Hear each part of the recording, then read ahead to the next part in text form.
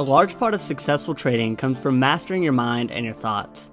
Let's talk about the 3 most common psychological mistakes traders make, and we also have some suggestions for you if you are struggling with any of these. So let's go ahead and get into it. Psychological trading mistake number 1, FOMO trading. FOMO is an acronym for fear of missing out. Let me paint the picture for you. The FOMO trader is typically very optimistic about each and every trade, because this trade could be the one, right? Something about this trade looks so much better than all the others, so it has to be the one. If I miss this trade, there may not be an opportunity like this one for a while. We can all agree how silly that sounds. Of course there's going to be more opportunity around the corner. But although it sounds silly and obvious, the reality is that this type of thinking affects so many traders, mainly because they don't even realize it's affecting them. And it's a huge problem because it can cause you to do 2 things. Number 1, it can cause you to take every trade you see, even if it's not that good of a trade setup.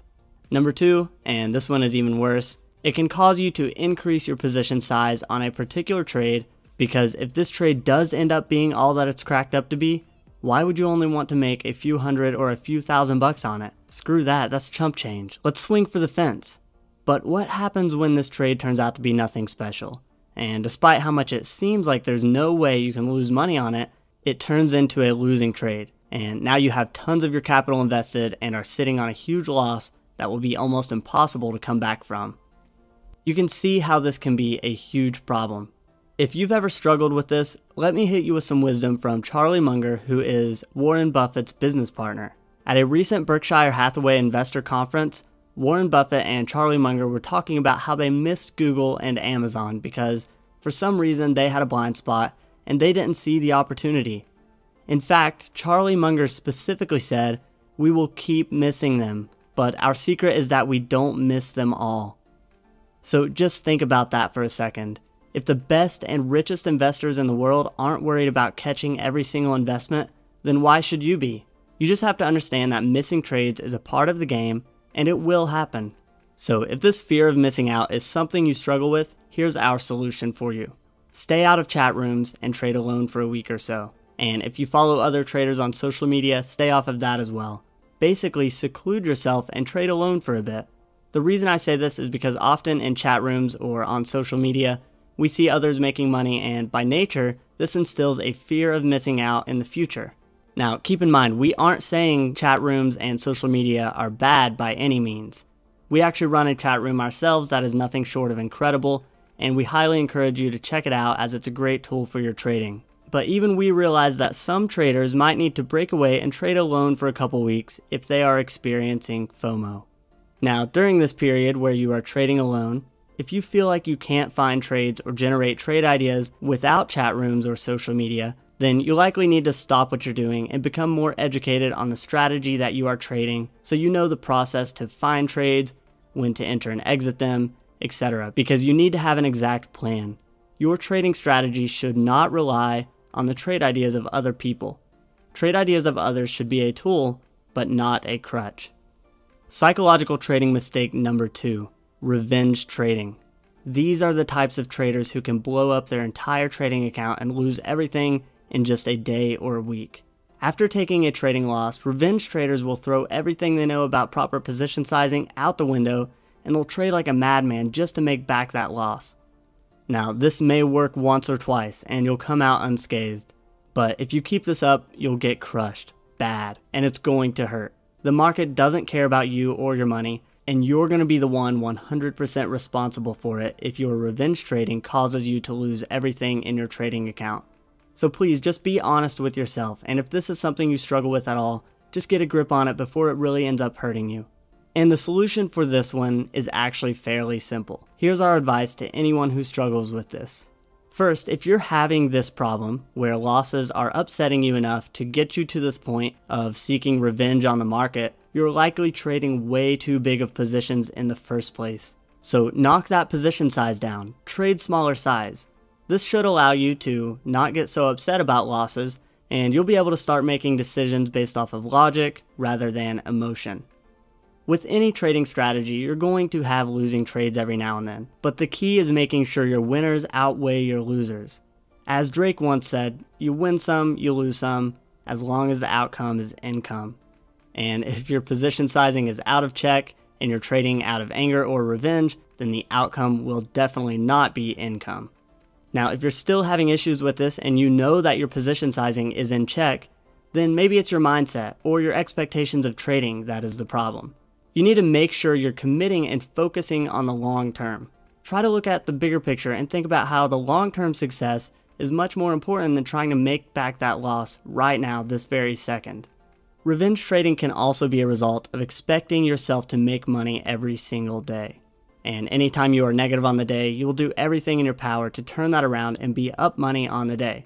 Well, this is just not a realistic expectation you should have. You should be focused on being positive on the year, quarter, month, or at the very least, week. But being positive every single day is just not reasonable as markets fluctuate each day and you can't control that.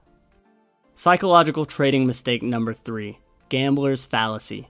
Now, this might not necessarily be a psychological mistake, but rather just a very common misunderstanding of some basic probabilities.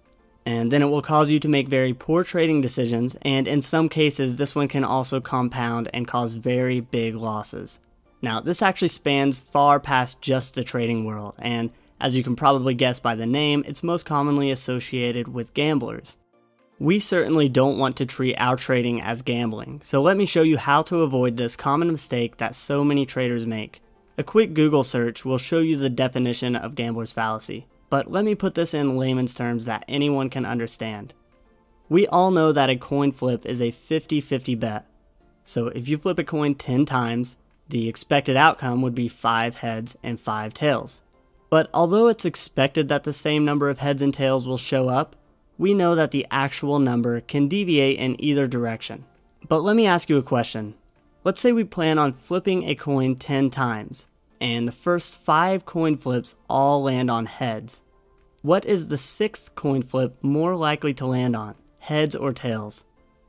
If you said tails, then you, my friend, have fallen victim to gambler's fallacy. Let me explain. The expected outcome of 10 coin flips is, of course, 5 heads and 5 tails. We just covered that.